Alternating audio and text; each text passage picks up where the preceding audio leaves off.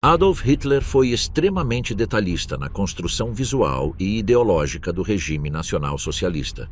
Sob sua liderança, a suástica foi adotada como símbolo central do movimento, não apenas por seu impacto visual, mas também por sua conexão com tradições antigas que ele buscava reinterpretar. Ele instituiu a saudação com os braços estendidos como forma oficial de saudação do Estado, promovendo a disciplina e a coesão pública.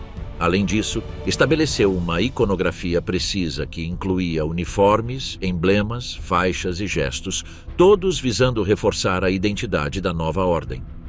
Apesar de seu papel central no sistema de propaganda da época, muitas dessas criações estão agora proibidas em vários países europeus. Alemanha, Áustria, França e Polônia impõem sanções que variam de multas a vários anos de prisão por sua exibição, enquanto nos Estados Unidos seu uso é legalmente protegido, embora socialmente desaprovado. Quais eram aquelas criações concebidas pelo nazismo que agora são proibidas por lei? A suástica nazista. O Partido Nacional Socialista utilizou a suástica como seu símbolo visual central desde seus primeiros dias em Munique. O símbolo aparecia em suas reuniões, em suas bandeiras, braçadeiras e documentos como parte fundamental de sua identidade. Essa figura negra, girada em ângulo reto sobre um fundo branco e um círculo vermelho, tornou-se sua assinatura. O próprio Hitler selecionou as cores e o formato, pretendendo dar ao partido seu próprio estilo. Com o tempo, todas as instituições oficiais do regime passaram a usar a suástica como símbolo obrigatório de filiação. Escolas, quartéis, tribunais e repartições públicas a penduravam em entradas, salas de aula e carteiras. As leis do Reich determinavam que ela era o emblema do Estado alemão e deveria ser respeitada como tal. Durante os anos do Terceiro Reich, não exibi-la em eventos ou funções podia ser visto como um ato de rebelião. Grupos de jovens, unidades militares e associações civis usavam o símbolo em seus uniformes e faixas. O culto à suástica cresceu como parte do esforço do regime para a unificação ideológica. Nos livros escolares, as crianças coloriam bandeiras partidárias como parte de suas tarefas regulares. Filmes de propaganda as retratavam tremulando ao vento em todos os comícios ou desfiles organizados.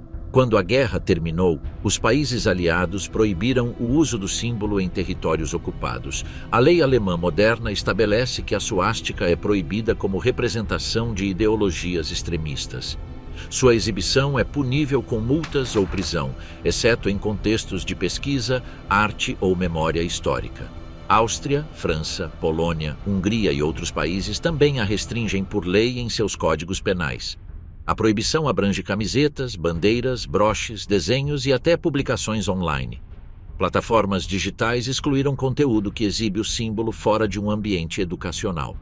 Na Alemanha, a polícia fechou lojas e fóruns online que vendiam itens com a imagem. Até mesmo tatuagens visíveis do símbolo levaram a sanções em locais públicos ou esportivos. Em alguns julgamentos, a mera exibição do símbolo foi usada como prova de defesa do nacionalsocialismo. Organizações neonazistas que a utilizavam em comícios ou em panfletos foram dissolvidas por ordem judicial. Hoje, o desenho é estudado como um exemplo de apropriação simbólica por regimes totalitários.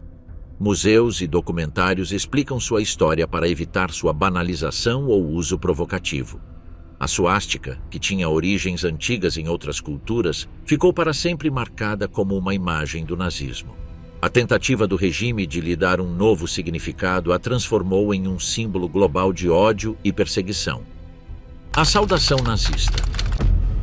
O regime nacional-socialista impôs a saudação com o braço erguido como um gesto obrigatório de lealdade. Desde os primeiros anos do partido, esse gesto tornou-se uma forma de submissão pública a Hitler. Toda vez que seu nome era mencionado, os presentes eram obrigados a estender o braço direito com a mão aberta. Em reuniões, escolas, fábricas ou eventos esportivos, a mesma postura era repetida como regra geral. A não observância poderia ser considerada desrespeitosa ao Führer ou mesmo um sinal de rejeição ao regime. As leis estaduais estabeleceram a saudação como parte do protocolo oficial. No exército, seu uso substituiu a saudação tradicional durante cerimônias com símbolos nazistas. Grupos de jovens, funcionários públicos, policiais e até mesmo pessoal médico utilizavam o gesto em suas rotinas diárias. Manuais de conduta explicavam quando e como ele deveria ser executado corretamente. A saudação era acompanhada pela frase Heil Hitler, repetida várias vezes ao dia em ambientes escolares e profissionais. Até crianças pequenas a praticavam ao entrar na sala de aula ou ao cantar o hino do partido. A propaganda nazista registrou e disseminou imagens de multidões levantando os braços à passagem de autoridades. Em desfiles, o gesto tornou-se uma coreografia de massa demonstrando ordem e obediência. Filmes oficiais retrataram a saudação como um símbolo de unidade nacional. Até mesmo cartas de saudação terminavam com expressões como Mit Deutschem Gruß ou Heil Hitler por obrigação burocrática. Quando a guerra terminou, os países que ocuparam a Alemanha proibiram o uso da saudação nazista. Novas leis criminais a classificaram como manifestação de ideologias extremistas. A Alemanha pune seu uso com sanções financeiras e penas de prisão, exceto em casos educacionais ou documentais. A Áustria e outros países da Europa Central também criminalizam a exibição pública do gesto. Na vida cotidiana, levantar o braço dessa maneira pode levar à prisão ou investigação legal. Alguns julgamentos incluíram vídeos ou fotos da saudação como evidência de propaganda proibida. Em partidas de futebol ou manifestações, pessoas foram presas por usá-la em público. Hoje, o gesto está diretamente associado à ditadura nazista e seus crimes. Seu uso não está mais ligado ao respeito ou à tradição, mas à exaltação de um regime criminoso. Plataformas digitais bloqueiam conteúdo que o exibe sem justificativa acadêmica. Escolas e museus tratam-na como parte da maquinaria simbólica do controle totalitário. O que antes era uma rotina diária imposta pelo medo ou pelo costume, agora representa um dos gestos mais monitorados e penalizados do passado recente. As runas da SS. O regime nazista adotou antigos símbolos rúnicos germânicos e os utilizou como símbolos oficiais. A Schutzstaffel, conhecida como SS, adotou dois S em forma de raio como seu emblema principal. Essas figuras, chamadas runas SIG, foram retiradas do alfabeto rúnico e adaptadas ao design da organização. Elas apareciam em bandeiras, uniformes, anéis e documentos internos.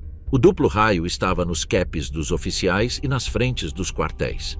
O líder da SS, Heinrich Himmler, ordenou o uso de símbolos antigos para transmitir uma aparência de tradição e poder. Outros símbolos rúnicos também eram usados dentro do grupo, como a runa Tiwaz em decorações ou a runa Odal em cemitérios. Esses emblemas se espalharam entre os membros como parte de uma estética esotérica que mesclava nacionalismo, paganismo e culto à linhagem. Manuais internos explicavam sua origem, forma e aplicação nos rituais do corpo. O uso dessas runas não era decorativo. Elas representavam a obediência total, o sangue como valor supremo e o dever acima da vida. Himmler acreditava que os símbolos antigos conferiam força espiritual à sua organização. A SS funcionava como uma ordem fechada, com seus próprios símbolos, juramentos e práticas. As runas também apareciam em placas comemorativas, esculturas e peças arquitetônicas construídas pelo regime. Nos campos de concentração, os oficiais usavam a insígnia rúnica bordada ou gravada em suas roupas.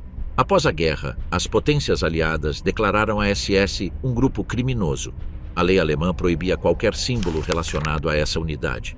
O uso de runas SIG e outras runas aprovadas pelos nazistas era proibido por lei.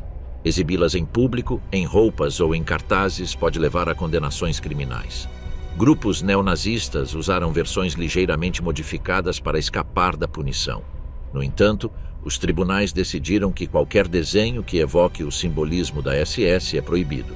Hoje, tatuagens com essas formas são motivo para a expulsão das forças policiais e militares.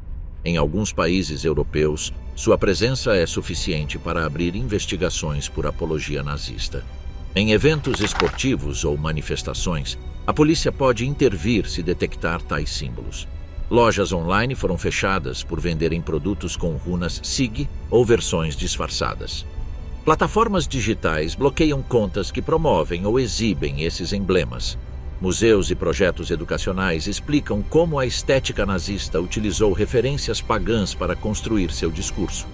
As runas da SS não são mais vistas como resquícios históricos, mas sim como sinais ativos de ódio ideológico.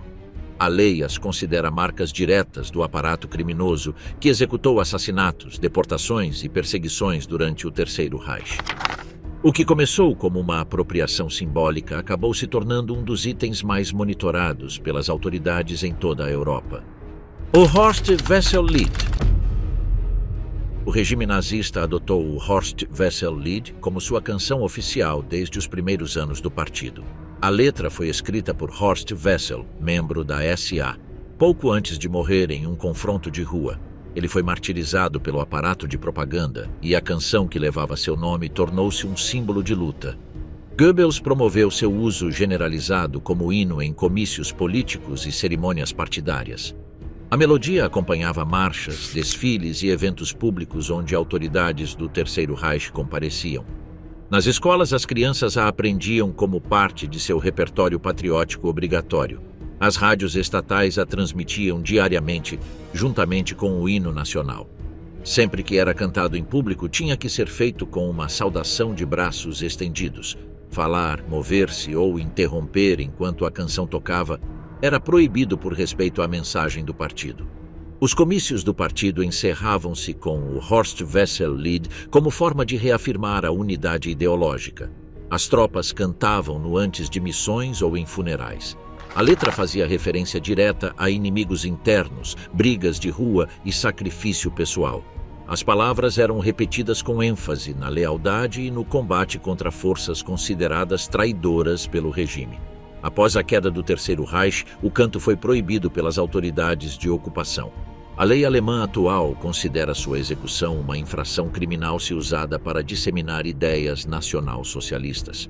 Cantá-lo em público, gravá-lo ou distribuí-lo é restrito, exceto em contextos de análise histórica. Em julgamentos recentes, indivíduos foram condenados por tocar trechos em manifestações extremistas. Plataformas digitais bloqueiam conteúdo onde ele aparece para outros fins que não documentais ou educacionais. Em eventos esportivos, festivais ou protestos, seu canto levou a expulsões ou prisões. Na Áustria, Suíça e outros países europeus, sua disseminação é regulamentada de forma semelhante. Versões modificadas também podem ser sancionadas se o conteúdo continuar a apelar à ideologia original. Grupos neonazistas tentaram revivê-lo como um grito de guerra, provocando intervenções judiciais.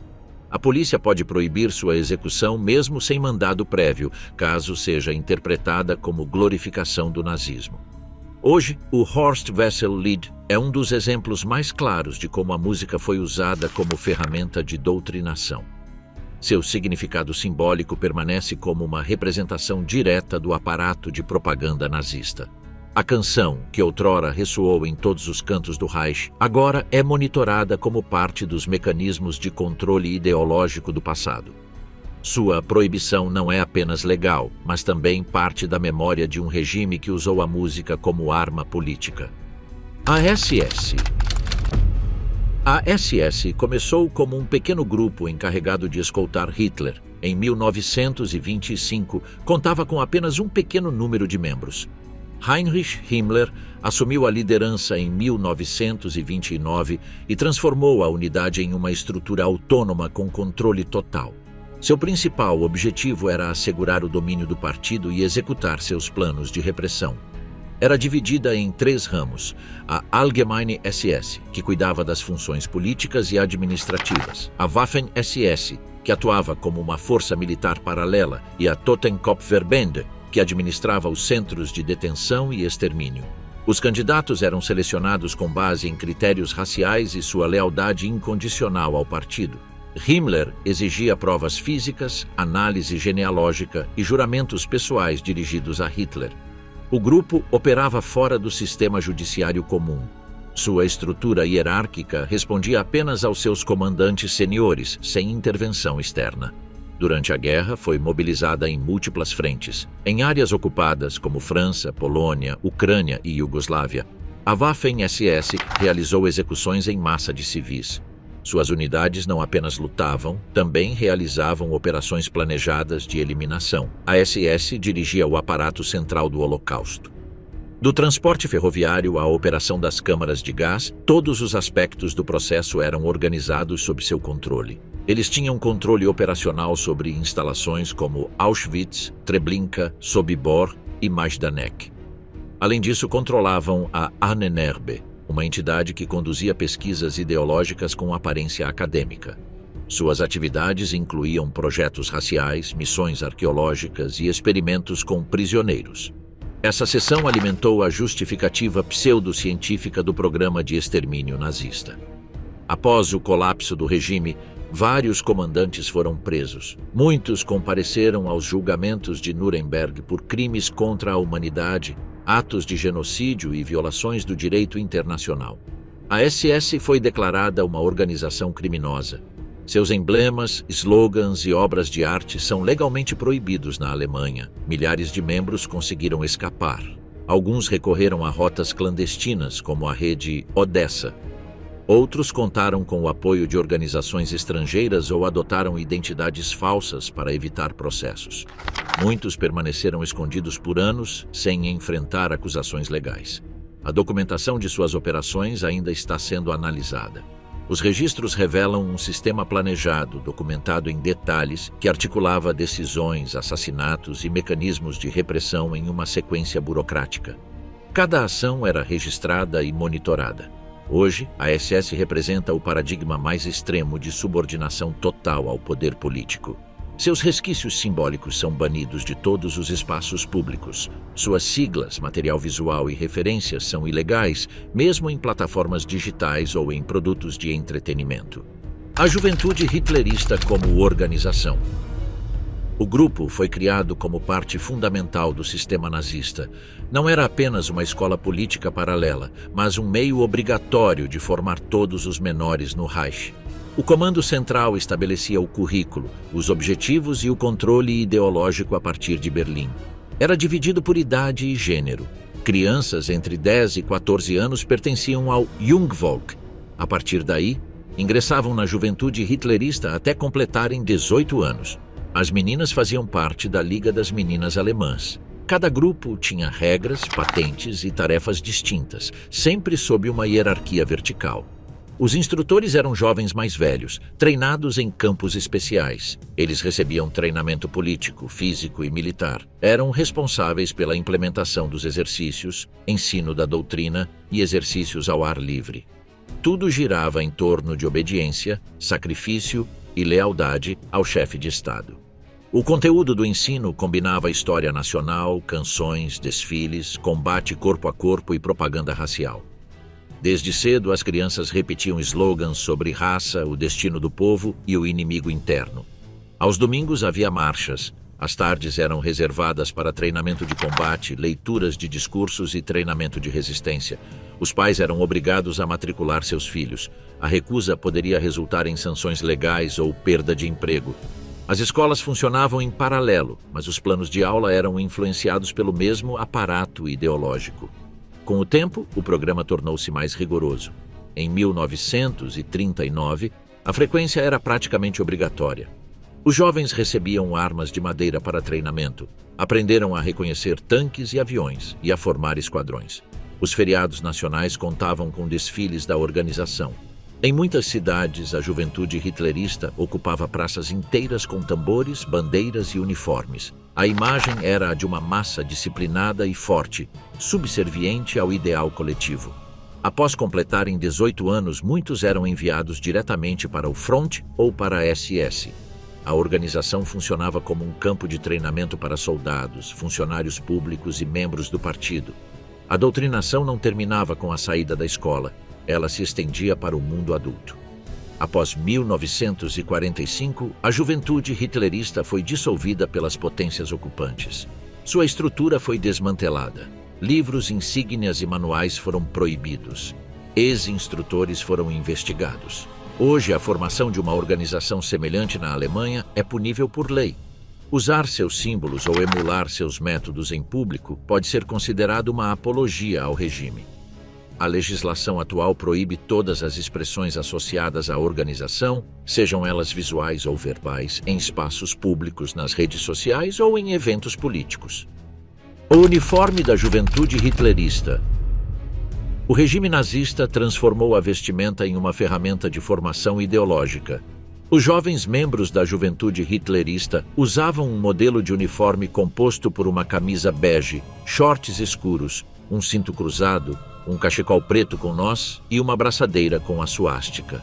Esse traje era usado em eventos, sessões de treinamento e tarefas escolares como parte de um sistema que reforçava a disciplina visual e o pertencimento coletivo. Cada peça do uniforme seguia instruções detalhadas. Os manuais indicavam a maneira correta de usá-lo: gola abotoada, braçadeira alinhada, botas limpas e postura supervisionada. A inspeção da aparência era responsabilidade de supervisores adultos ou líderes internos do grupo.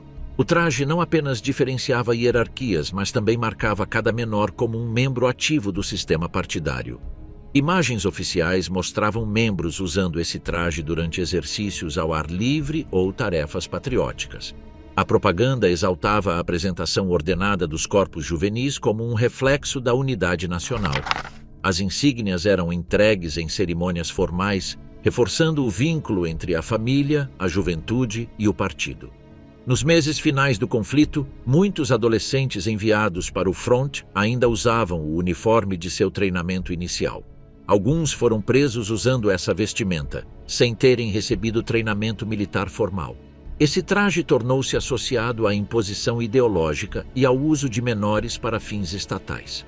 Após a rendição alemã, as autoridades de ocupação ordenaram a remoção de todos os símbolos ligados ao partido. A legislação alemã atual proíbe a exibição pública desse uniforme devido à sua natureza representativa da doutrinação nacional socialista. Seu uso fora de contextos educacionais pode constituir crime por incitação ideológica. Peças originais mantidas em arquivos ou museus exigem comprovação documental. Atualmente, o uniforme é considerado objeto de vigilância prioritária. Algumas plataformas comerciais foram penalizadas por distribuir réplicas sem autorização legal. Versões semelhantes usadas em eventos privados levaram a intervenções policiais. Essa vestimenta, antes parte do cotidiano de milhões de menores, agora é analisada como uma ferramenta-chave no controle simbólico do Terceiro Reich. A Gestapo. A Gestapo começou como um órgão de controle estatal. Foi criada em 1933 na Prússia, sob a direção de Hermann Göring. Pouco depois, Heinrich Himmler assumiu o comando e a fundiu com as outras agências de segurança. Desde o início, sua função era clara: localizar, monitorar e eliminar qualquer ameaça ao regime. Seu alvo não eram apenas oponentes políticos, também perseguia judeus, comunistas, críticos religiosos, ciganos, homossexuais e qualquer pessoa que violasse as regras do Estado. Não era necessário mandado de prisão. Os agentes agiam sem restrições legais. Qualquer pessoa podia ser detida, interrogada ou enviada para um campo de concentração, sem passar por um tribunal comum. A Gestapo trabalhava com uma vasta rede de informantes civis. Vizinhos, colegas de trabalho ou mesmo familiares podiam denunciar outros. Nenhuma prova sólida era necessária. Uma acusação era suficiente para ativar o aparato repressivo. A organização operava a partir de sedes locais em cada região. Lá, os suspeitos eram interrogados, torturados e arquivados. Os arquivos estavam repletos de detalhes da vida cotidiana, crenças pessoais e relações sociais. A Gestapo estava diretamente ligada ao aparato de extermínio. Participou das deportações de judeus, organizou prisões em massa e auxiliou na vigilância dos campos. Também compilou listas de pessoas para a prisão preventiva. Durante a guerra, expandiu seu poder nos territórios ocupados. Na França, Holanda, Polônia e Noruega, a Gestapo atuou como a mais alta autoridade de segurança. Dirigiu execuções, selecionou reféns e supervisionou as prisões especiais do regime. Após 1945, seus arquivos foram usados nos julgamentos de Nuremberg. As evidências coletadas mostraram como cada departamento operava, quais técnicas utilizava e quantos casos administrava. Muitos de seus ex-líderes foram capturados e julgados por crimes de guerra. Outros conseguiram escapar usando nomes falsos ou com o apoio de redes clandestinas. Alguns retornaram a cargos públicos no pós-guerra. Hoje, a Gestapo é oficialmente considerada uma organização criminosa. Na Alemanha, fazer referência positiva a ela, reproduzir seus símbolos ou promover sua imagem é proibido por lei. Documentos remanescentes são mantidos como evidência histórica. Não podem ser usados para fins políticos, nem exibidos sem um contexto educacional. Sua existência serve como prova do alcance totalitário do regime. A Ahnenerbe. A Ahnenerbe foi uma organização fundada por Heinrich Himmler em 1935. Seu objetivo era coletar evidências para apoiar ideias sobre a antiga superioridade germânica.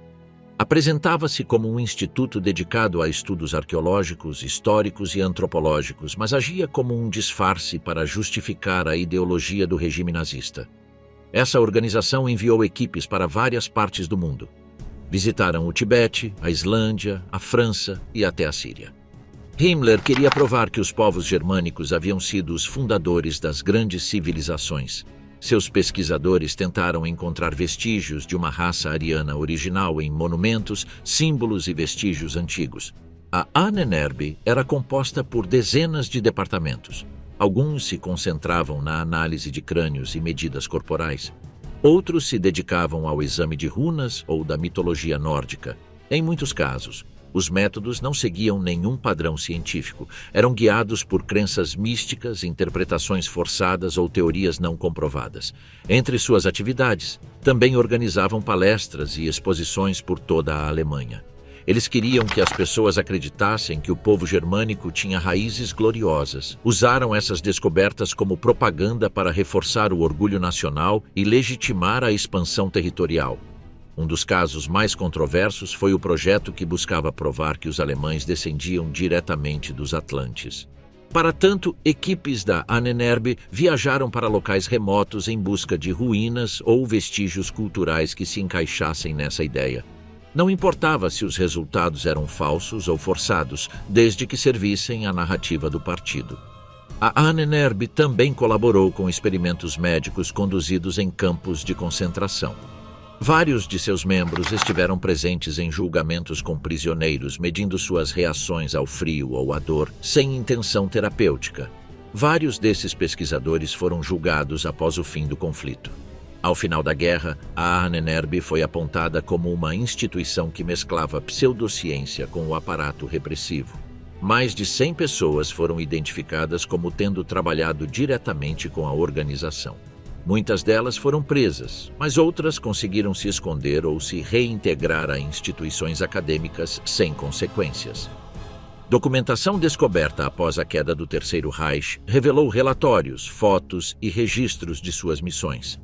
Esses arquivos mostraram que muitas de suas conclusões haviam sido fabricadas ou manipuladas. Ficou provado que a suposta base científica que ofereciam era, na verdade, apoio ideológico. Embora a Ahnenerbe tenha sido oficialmente dissolvida em 1945, seu legado contaminou setores da história, arqueologia e antropologia por anos. Algumas de suas publicações continuaram a circular em certos círculos buscando justificar narrativas racistas sob o pretexto de estudo acadêmico. O nome Ahnenerbe significa herança dos ancestrais. Essa ideia resume sua missão, encontrar no passado distante uma desculpa para as decisões políticas do presente. Não era uma instituição científica, mas uma ferramenta do Partido Nazista para disfarçar ideias de supremacia com trajes acadêmicos. Minha Luta. O livro Minha Luta, escrito por Adolf Hitler em 1924, tornou-se a base ideológica do nacionalsocialismo. Ele o escreveu enquanto estava preso na prisão de Landsberg, após sua tentativa frustrada de golpe em Munique. A obra combinava elementos autobiográficos com abordagens políticas. Em suas páginas, Hitler explicava sua visão de mundo, seu desprezo pelo marxismo, seu ódio aos judeus e seu plano para transformar a Alemanha. Ele também detalhava sua estratégia para chegar ao poder por meios legais. O texto defendia a ideia de uma luta constante entre raças. Ele acreditava que a história era marcada pelo conflito entre povos superiores e aqueles considerados inferiores. Segundo ele, a raça ariana era a mais valiosa e deveria ser mantida pura para garantir o futuro do país. Em seus capítulos, Hitler também falava da necessidade de garantir espaço vital para os alemães. Ele usava o termo Lebensraum para justificar a expansão para o leste. Ele apontava que a Alemanha precisava conquistar territórios na Europa Oriental para crescer. O livro acusava os judeus de serem responsáveis pelo declínio da Alemanha. Culpava-os pela derrota na Primeira Guerra Mundial, pelo colapso econômico e pela corrupção política. Essa retórica foi fundamental na criação de leis discriminatórias e nos preparativos para o extermínio. Mein Kampf foi publicado pela primeira vez em 1925. A princípio, teve pouco impacto, mas, após a chegada de Hitler ao poder em 1933, tornou-se leitura obrigatória. Foi distribuído em escolas, repartições públicas e quartéis. Foi até mesmo dado a casais em seus casamentos. Durante o regime nazista, mais de 12 milhões de cópias foram impressas. O livro tornou-se uma ferramenta de doutrinação. Suas frases foram repetidas em discursos, murais e programas educacionais. Embora muitos não o tenham lido na íntegra, sua mensagem tornou-se lugar comum. Após a queda do Terceiro Reich, as autoridades aliadas proibiram sua distribuição. Na Alemanha, sua publicação foi proibida por décadas. Sua publicação com notas críticas só foi permitida em 2016, para evitar que o texto fosse usado como propaganda. O livro foi usado como prova nos julgamentos de Nuremberg. Foi apresentado como prova de que Hitler já havia delineado seus planos anos antes de executá-los. As acusações demonstravam que as ideias escritas em Mein Kampf não eram apenas opiniões, mas um projeto que foi implementado passo a passo. Hoje, o conteúdo de Mein Kampf é proibido em muitos países. Sua leitura gratuita continua sendo objeto de debate. Alguns argumentam que ele deve ser mantido fora do alcance público, enquanto outros acreditam que pode ser usado para estudar como ideologias totalitárias são construídas. A história do livro mostra como um texto repleto de ódio foi transformado em uma ferramenta de destruição. De sua escrita em uma cela de prisão à sua distribuição em massa em escolas e escritórios durante todo o Terceiro Reich, Mein Kampf foi mais do que um livro, foi uma arma política. Volksempfänger, a rádio popular nazista. Em 1933, logo após Hitler assumir o poder, Joseph Goebbels anunciou que o novo regime deveria alcançar todos os lares alemães por meio de um aparelho simples e acessível, o receptor do povo. O projeto foi confiado a Otto Grissing, engenheiro da empresa Telefunken, com uma ordem direta. Fabricar um aparelho fácil de produzir, barato e projetado exclusivamente para receber emissoras alemãs. O modelo resultante, o VE-301, foi apresentado naquele mesmo ano na Exposição de Radiodifusão de Berlim. Tinha uma carcaça de baquelite, um botão de sintonia e um alto-falante. Não incluía controle de volume nem botão liga-desliga. O aparelho começava a tocar assim que era conectado. Sua antena era muito fraca, dificultando a audição clara de emissoras estrangeiras. O preço também era apertado. O VE-301 custava 35 marcos, metade do preço de outros aparelhos. Mesmo assim, muitas famílias não tinham condições de pagar essa quantia de uma só vez, então foram criados planos de financiamento com parcelas semanais. Goebbels lançou campanhas de propaganda para incentivar as pessoas a comprá-los. O Estado instalou receptores coletivos em fábricas, escritórios, escolas e até mesmo em terras agrícolas. Era comum que os discursos do Führer fossem obrigatórios e, se alguém desligasse o aparelho durante uma transmissão importante, poderia ser processado. O design técnico também tinha um propósito político. Ao contrário de outros receptores, o Volksempfänger não conseguia sintonizar facilmente ondas curtas ou sinais estrangeiros potentes. Isso limitava o acesso a informações internacionais e fortalecia o controle do regime sobre o que as pessoas ouviam. O aparelho tornou-se, assim, uma ferramenta de vigilância passiva. Em 1940, quase 70% dos lares alemães tinham um. Vários modelos foram fabricados, como o VE-301, o VE-401 e até mesmo uma versão portátil para soldados no front.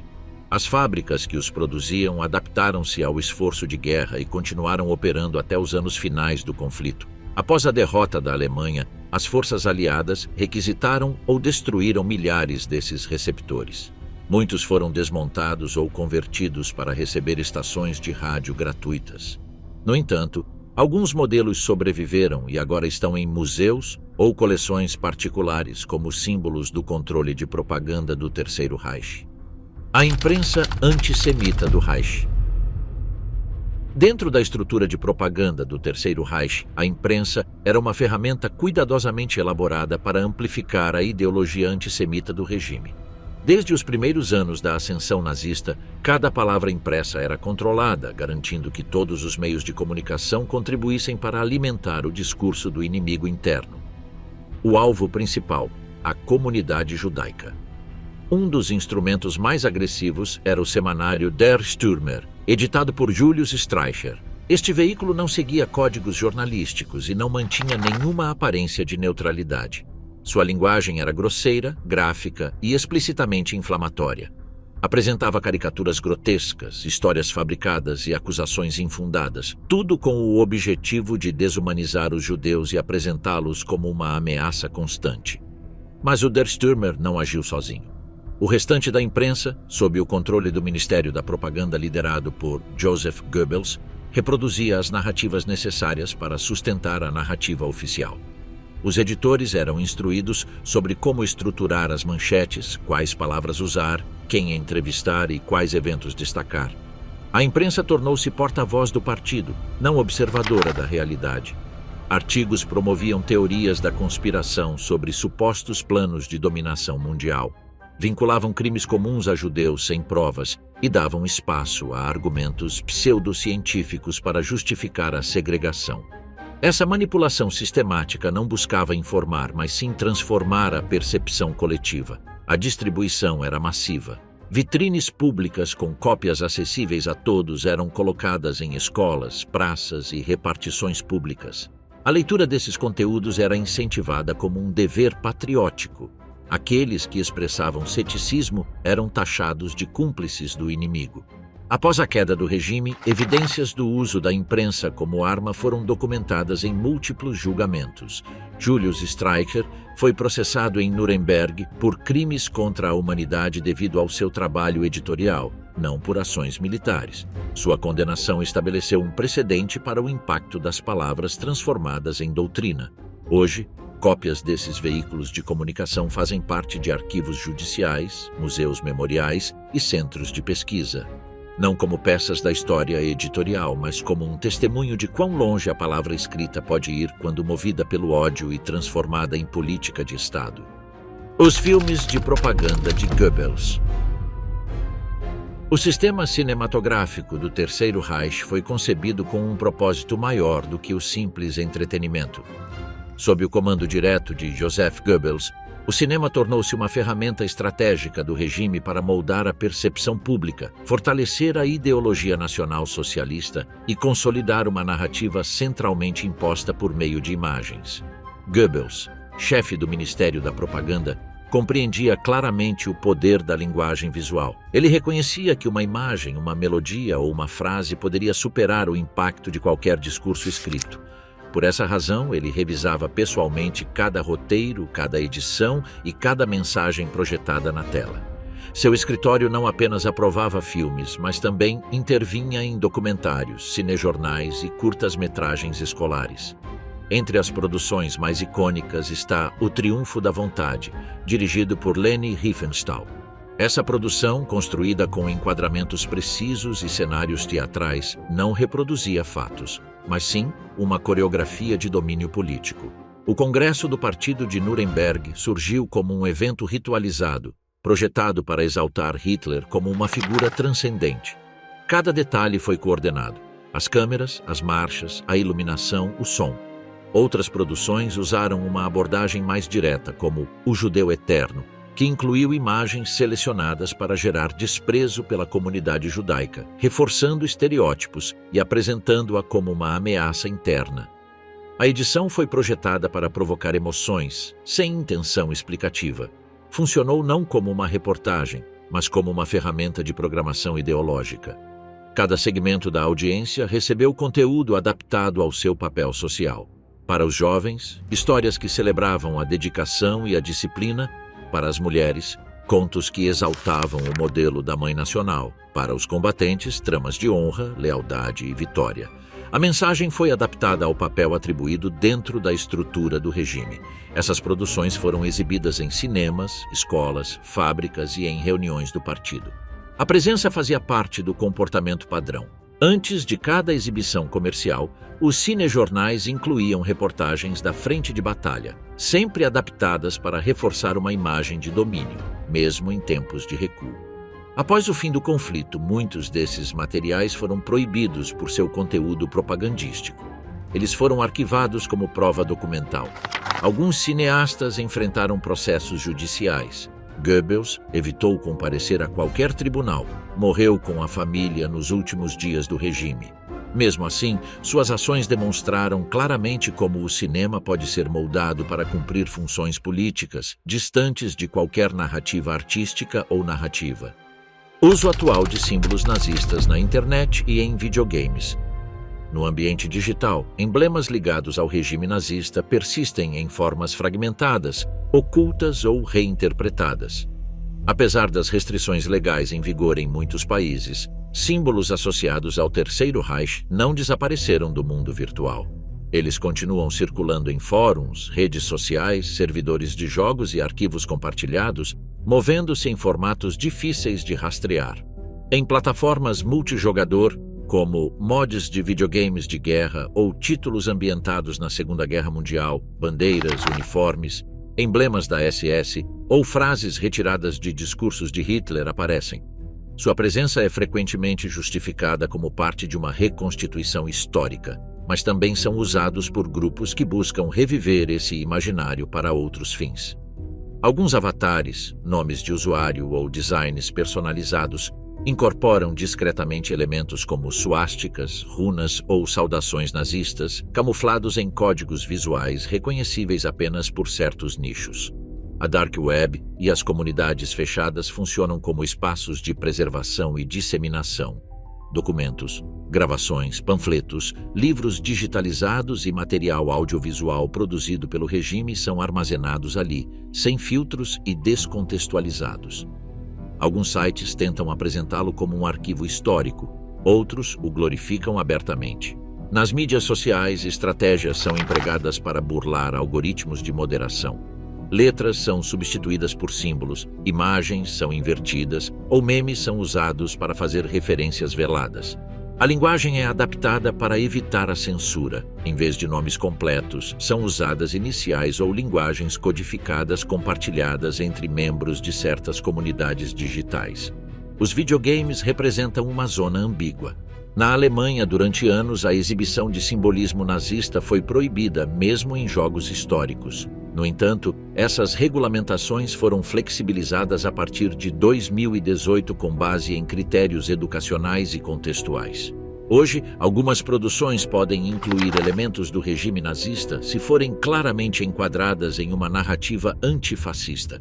Mas essa permissividade também abre caminho para o uso indevido. Cenas retiradas de jogos são reutilizadas online para fins alheios à história. Plataformas como YouTube e TikTok também lutam para regular a circulação desse conteúdo. Embora tenham políticas rígidas, os usuários empregam técnicas de edição e publicação que dificultam a detecção. Alguns trechos de discursos de Goebbels ou marchas nazistas aparecem acompanhados de efeitos irônicos ou música moderna, dificultando sua classificação como propaganda direta. A legislação varia de acordo com a jurisdição. Embora o uso e a disseminação de símbolos nazistas sejam estritamente proibidos na Alemanha, Áustria e França, não há regulamentações específicas em outros países.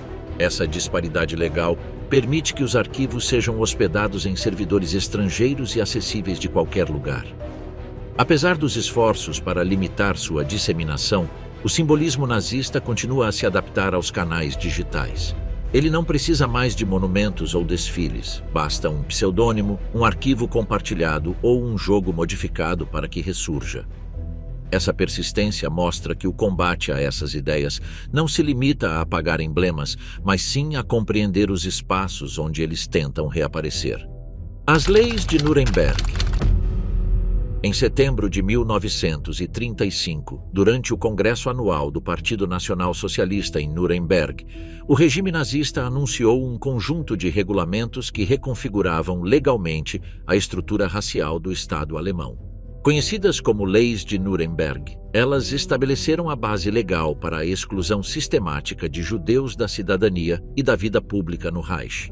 A primeira dessas disposições foi a chamada Lei para a Proteção do Sangue e da Honra Alemães.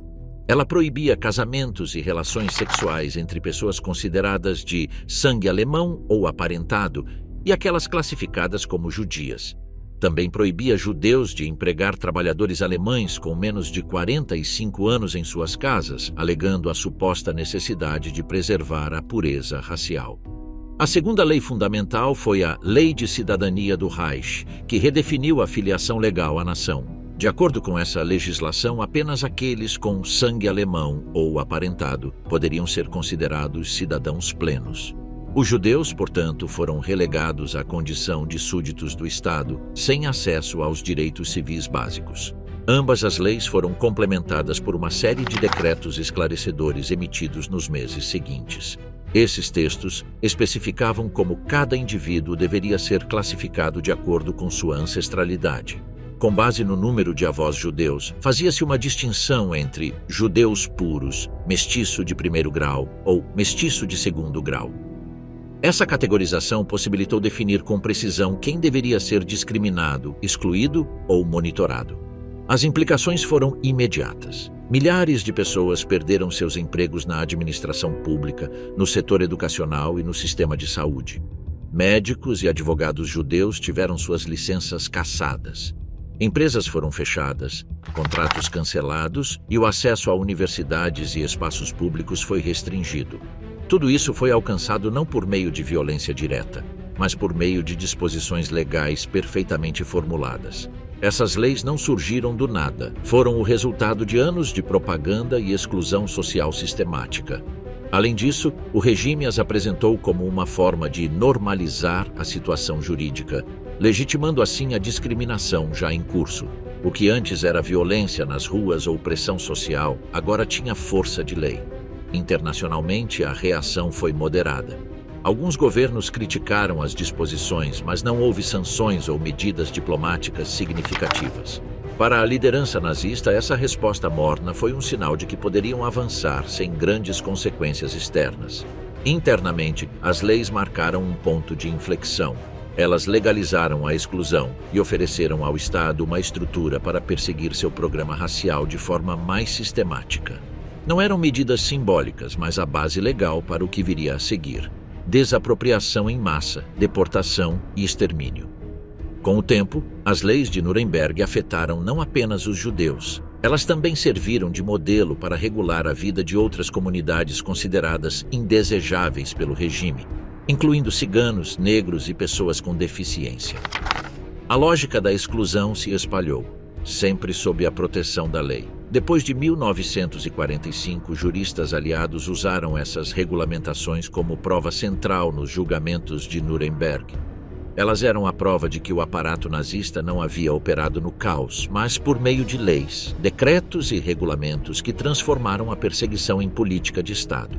A barbárie, neste caso, havia sido cometida com o selo da legalidade. O Tribunal Popular, Volksgerichtshof. Em 1934, após o incêndio do Reichstag e em meio à consolidação do poder nazista, um novo órgão judicial foi criado para julgar crimes considerados traição ao Estado.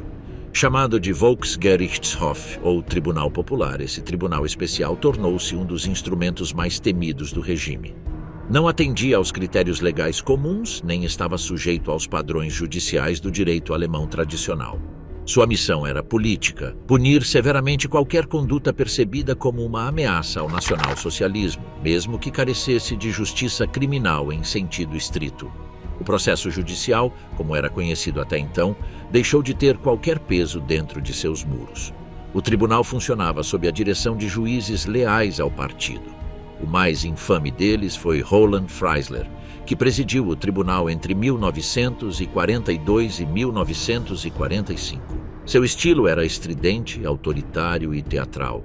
Ele insultava os acusados, interrompia-os constantemente e negava-lhes qualquer defesa eficaz. As audiências eram uma farsa predeterminada. As sentenças não se baseavam em provas, mas sim na filiação ideológica do acusado. A pena mais comum era a pena de morte, aplicada rapidamente após julgamentos que duravam apenas alguns minutos. Em alguns casos, as execuções ocorriam no mesmo dia do veredito. O Volksgerichtshof lidava principalmente com casos de dissidência política, sabotagem, espionagem e traição.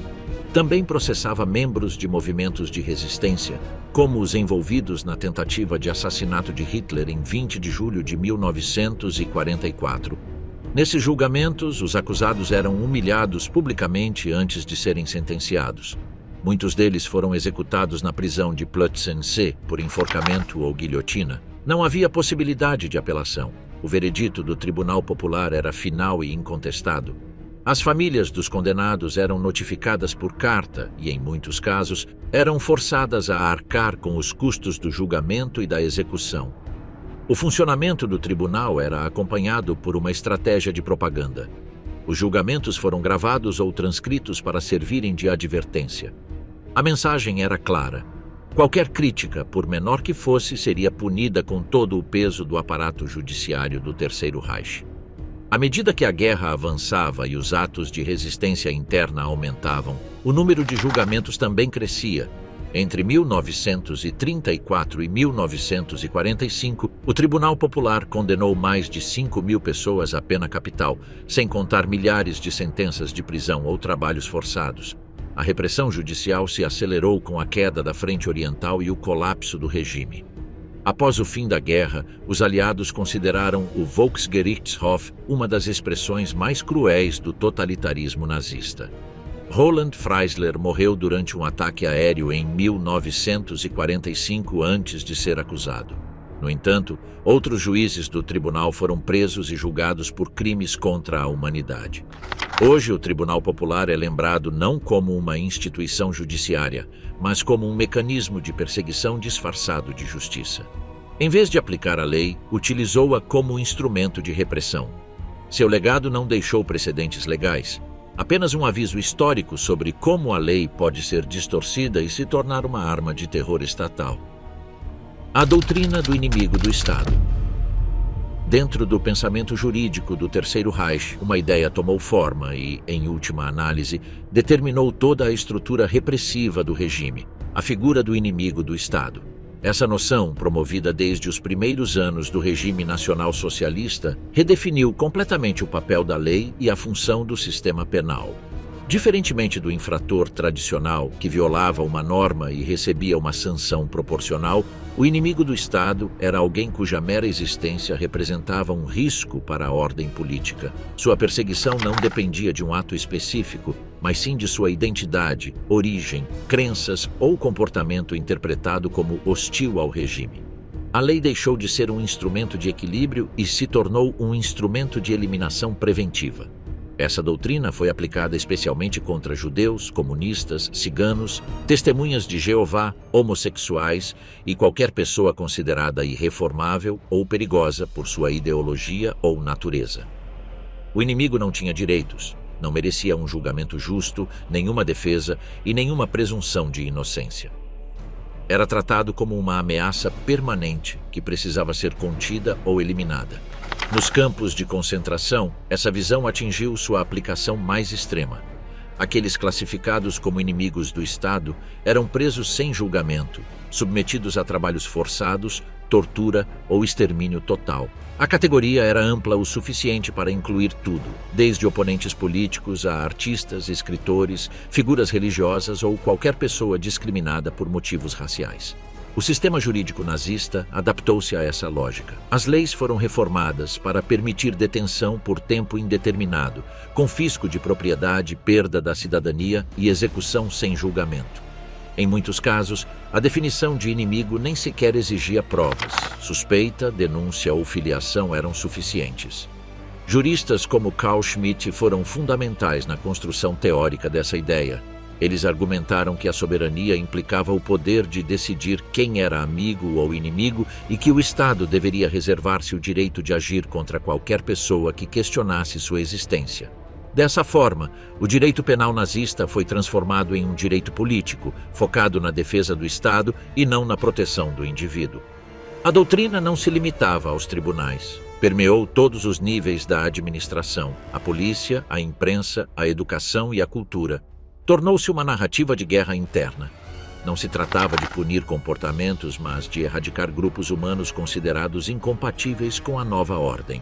À medida que a guerra avançava, essa lógica se acirrou. O inimigo do Estado foi associado ao inimigo racial, ao inimigo do povo, ao traidor interno. Os expurgos se intensificaram, as categorias se expandiram, a repressão tornou-se massiva e descontrolada. A legalidade, em sentido estrito, desapareceu. Após 1945, essa doutrina foi identificada pelos aliados como um dos pilares ideológicos do nazismo. Durante os julgamentos de Nuremberg, destacou-se como essa construção jurídica permitiu o assassinato sistemático de milhões de pessoas sob o pretexto da legalidade. Não se tratava de um excesso isolado, mas de uma política de Estado apoiada por leis, juízes e discurso racionalizado. Hoje, a ideia do inimigo do Estado, sob o modelo nazista, é considerada uma das aberrações mais perigosas do direito moderno. Serve como exemplo de como um sistema normativo pode ser manipulado para justificar a aniquilação. Isto não foi uma falha da lei, mas sim seu uso deliberado para propósitos totalitários. Esterilização forçada. No cerne da política biológica do regime nazista estava um sistema projetado para controlar a reprodução baseado na ideia imposta de preservar a pureza genética do povo alemão. Para tanto, a Lei para a Prevenção de Descendentes com Doenças Hereditárias foi promulgada em julho de 1933. Essa disposição autorizava médicos selecionados pelo Estado a realizar procedimentos cirúrgicos em pessoas com diagnósticos considerados transmissíveis. Entre as condições visadas estavam esquizofrenia, epilepsia, surdez congênita, cegueira hereditária, distúrbios do desenvolvimento, consumo persistente de álcool e malformações físicas graves. A medida foi apresentada como uma medida de saúde, embora fizesse parte de um esquema de seleção populacional respaldado por órgãos oficiais e por setores influentes da comunidade médica. As decisões eram concentradas nos tribunais de saúde hereditária, criados para validar cada intervenção. Esses tribunais operavam sem o devido processo legal. Um relatório médico ou uma queixa eram suficientes para iniciar o procedimento. As audiências eram breves e as decisões favoráveis ao procedimento eram a norma. As queixas apresentadas tiveram efeito mínimo. Durante os 2 primeiros anos de implementação, mais de 60 mil intervenções foram realizadas. Em 1939, o total ultrapassou 300 mil. A maioria dos afetados vinha de ambientes marginalizados, pacientes institucionalizados, pessoas em situação de pobreza, mulheres solteiras consideradas instáveis e pessoas com deficiência. Os métodos utilizados eram invasivos. Procedimentos obstrutivos eram realizados em homens e técnicas envolvendo corte ou remoção de órgãos internos eram usadas em mulheres. Muitas dessas práticas eram realizadas em condições precárias, causando infecções, danos irreversíveis ou consequências graves. Menores considerados impróprios para a reprodução também eram incluídos. Em alguns casos, pressão emocional era exercida sobre familiares para obter consentimento formal. No entanto, a maioria das decisões era tomada diretamente, sem possibilidade de oposição efetiva. A propaganda oficial apresentava a medida como uma política preventiva. Alegava-se que cada caso fortalecia o todo social. Sob essa lógica, a medicina era subordinada a critérios ideológicos que excluíam aqueles que não se enquadravam no modelo funcional proposto pelo regime. Esse quadro foi mantido até o colapso do Terceiro Reich. Todos os procedimentos foram registrados em arquivos detalhados gerados pelos próprios tribunais. O modelo foi promovido como uma política pública organizada, endossada e executada por profissionais de diferentes setores. Após a guerra, as autoridades aliadas levaram essas práticas a organismos internacionais. Documentos, depoimentos e registros foram exibidos em Nuremberg, demonstrando a estrutura sistemática do programa. Alguns profissionais diretamente envolvidos foram julgados e condenados. Outros retomaram suas carreiras sem consequências. Hoje, esses eventos são estudados como um exemplo de como a ciência aplicada sob um regime autoritário pode ser transformada em uma ferramenta de controle social. Essa estratégia foi concebida, planejada e executada com apoio institucional, revelando como o conhecimento pode ser adaptado para fins excludentes. O programa Action T4. No final de 1938, uma família de Leipzig entregou seu filho, que se encontrava em estado grave de saúde, às autoridades de saúde do Reich. O caso foi encaminhado a Hitler, que aprovou uma intervenção terminal sob o conceito de compaixão médica. Essa autorização deu início a uma operação estatal completamente secreta, Action T4. O nome do programa veio do endereço onde sua sede principal funcionava em Berlim, Tiergartenstrasse 4. A partir desse local, foi coordenada uma estratégia para eliminar aqueles considerados funcionalmente inúteis. O objetivo declarado era reduzir o ônus econômico imposto por indivíduos com deficiências físicas, doenças mentais ou condições crônicas. No início de 1939, o governo distribuiu formulários oficiais para hospitais, centros psiquiátricos e casas de repouso. Os documentos solicitavam informações sobre pacientes com comprometimento cognitivo, condições hereditárias ou dependência prolongada. Os registros eram revisados por médicos designados pelo regime, que decidiam o destino de cada caso sem a necessidade de contato direto ou avaliações presenciais. Os indivíduos selecionados eram transferidos para instalações especialmente adaptadas para os procedimentos finais. Alguns dos principais centros eram Hadamar, Hartheim, Grafeneck, Sonnenstein, Bernburg e Brandenburg. Essas instalações aplicavam métodos letais em espaços projetados para se assemelharem a chuveiros comunitários.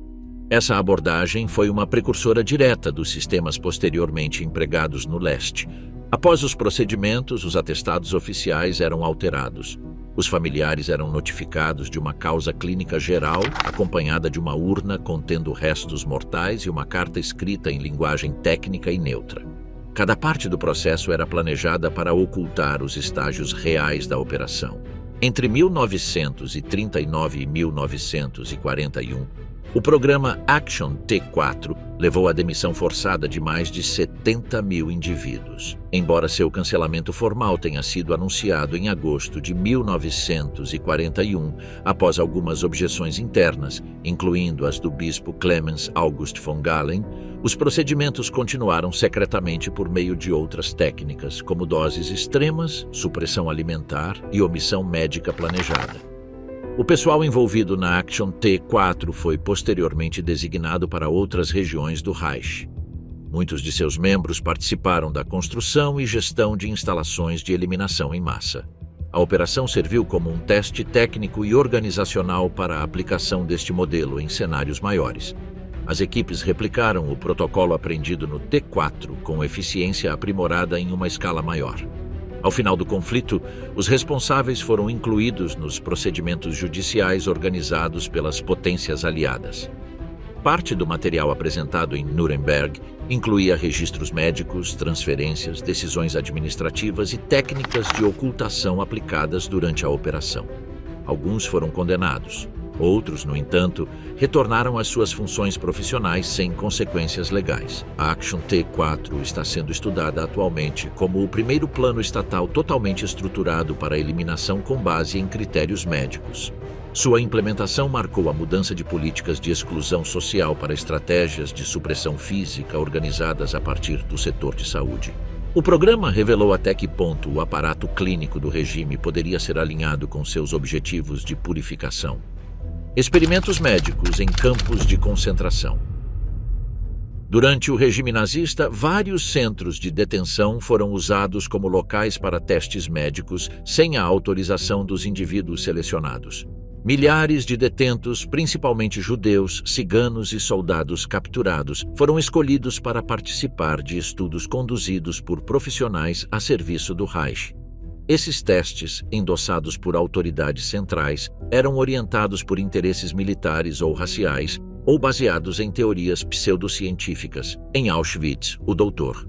Josef Mengele coordenou procedimentos realizados em gêmeos idênticos. Substâncias foram aplicadas aos olhos para alterar a cor da íris Cirurgias foram realizadas sem anestesia e análises comparativas foram conduzidas após procedimentos extremos serem aplicados a um dos irmãos. Seu trabalho foi justificado como parte da pesquisa genética focada na herança biológica. Em Dachau, os estudos buscavam medir a resistência física em situações extremas. Vários detentos foram expostos à pressão reduzida para simular grandes altitudes ou foram colocados em ambientes frios para avaliar técnicas de recuperação. Muitos dos participantes não conseguiram resistir aos efeitos dessas práticas. Outro conjunto de testes teve como objetivo avaliar a eficácia de medicamentos contra infecções graves. Em Buchenwald e Sachsenhausen, os detentos foram expostos a tifo, tuberculose ou hepatite e, posteriormente, receberam fórmulas experimentais. Uma grande proporção dos indivíduos submetidos a esses estudos não sobreviveu ao processo. Mulheres também foram incluídas nesses ensaios. Em Ravensbrück, vários foram submetidos a cirurgias sem anestesia. Alguns receberam bactérias em feridas abertas, outros foram submetidos a fraturas induzidas como parte de ensaios de trauma. Métodos de supressão reprodutiva usando radiação, compostos químicos ou cirurgias agressivas também foram empregados. Todos eles responderam a projetos relacionados às teorias de aprimoramento biológico promovidas pelo regime. Os médicos responsáveis por esses procedimentos os apresentaram como ciência a serviço do Estado. Segundo sua interpretação, os indivíduos selecionados não contribuíram para o fortalecimento do corpo nacional e, portanto, poderiam ser usados em estudos sem restrições éticas. Ao final da guerra, esses eventos foram documentados no processo judicial conhecido como Julgamento dos Médicos, realizado em Nuremberg. 23 profissionais de saúde foram acusados por participar dessas ações. 12 receberam penas máximas ou liberdades antecipadas, ordenadas pelo tribunal. Como resposta direta ao ocorrido, foi criado em 1947 o Código de Nuremberg, um conjunto de princípios que ainda rege a ética em pesquisas médicas envolvendo seres humanos. Apesar da coleta de arquivos, imagens e relatórios técnicos, vários dos responsáveis conseguiram escapar de processos judiciais e retomaram suas atividades em outros países. O impacto dessas práticas permanece como referência para analisar os limites que a ciência deve ter sob estruturas autoritárias. As estruturas, emblemas e programas institucionais promovidos pelo regime nazista geraram uma profunda transformação na história do século XX. Eram dispositivos concretos, aplicados com precisão para excluir, dominar e erradicar. Sua presença permanece em arquivos, estudos e regulamentações atuais, como um lembrete dos efeitos reais que tiveram. Por essa razão, muitas dessas criações foram suprimidas, dissolvidas ou legalmente classificadas, não pelo que simbolizavam, mas pelos danos estruturais que causaram. Compreender sua concepção nos permite identificar os mecanismos do poder totalitário. Sua existência contínua como objeto de estudo cumpre uma função essencial: alertar para as barreiras que nenhuma sociedade jamais poderá cruzar novamente.